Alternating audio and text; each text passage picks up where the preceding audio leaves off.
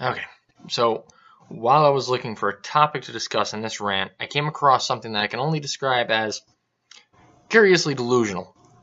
Now, I am no professor of politics in the United States, never mind Austria, but when I see a title like this, I can't help but click on it and read. The title, ever so appealing. In election, Austria's Nazi past raises its head. Now, I maintained a certain amount of skepticism when I started reading the article. However, my original gut feeling was proven to be correct, at least to my knowledge. It starts out stating that an anti-immigrant, anti-Muslim party won the Austrian elections, and that its leader might form a government with a party founded by ex-Nazis. Now this I find funny because I did a quick little Wikipedia search and turned this up. Aside from the fact that the chairman, Sebastian Kurz, is a member of the Populist Party and not the FOP, it just doesn't seem to be the case. Now, I find a little section of the FOP Wikipedia where it is mentioned that they were led by an ex-Nazi as shown here. But also in this section you can see that they were also supported by National Liberals and worked under the Social Democrat Party. So if we can draw conclusions about the Populist Party based upon this ambiguous tie, considering, again, he's not FOP, he's a member of the Populist Party, I guess the opposition isn't devoid of sin. Look, Austria was a large portion of Nazi Germany. As a matter of fact, Nazi Germany's first act of aggression against a foreign nation was towards Austria when they took it in March of 1938. So naturally, you're going to have ex-Nazis involved in politics after the war. Does that mean that what they did isn't relevant? No. But here's the thing. If you string things together between a party and their past, be prepared for the same to be done for the opposition. Now, in regards to anti-immigration and anti-Muslim, I have a few words. In the eclipse of the European migrant crisis, he not only called for a more effective control of EU borders, but also offered a plan to help integrate migrants into the cultures and values of the EU. Now, color me a racist, call me far right, or alt-right for that matter, whatever you want, but that just doesn't seem far right to me. Offering immigration to people so long as they're being helped into the integration process of integrating into the culture that you have in your particular country is not anti-immigration, it's not anti-Muslim by any way, shape, or form, it's just simply protecting the values that you hold so dear within the borders of your country.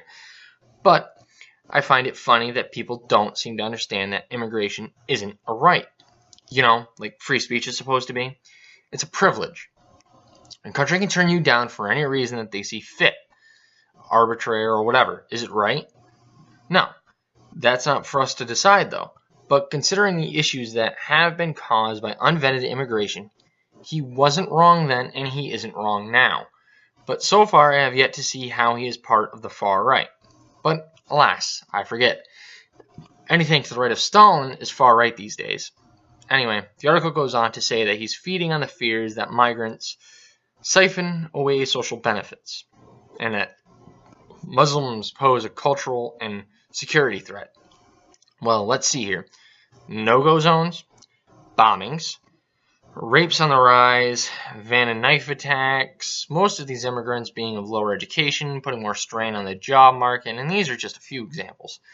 And hold up before you go mashing away on that keyboard with your face telling me I'm anti-immigration.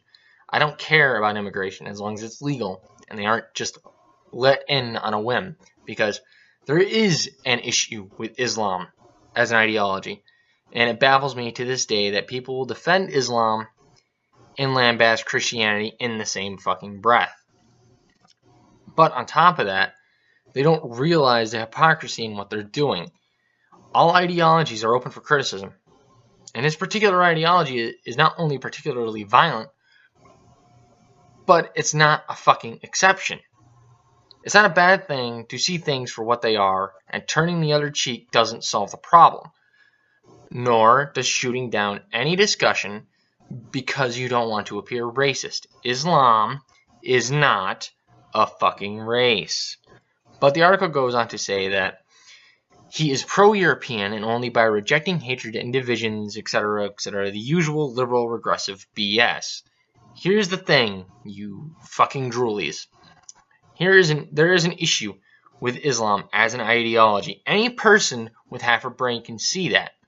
And now the EU has an issue because they allowed migrants in unvetted, but it happened simply for the sake of, quote, multiculturalism, unquote, while simultaneously ignoring the problems that it caused.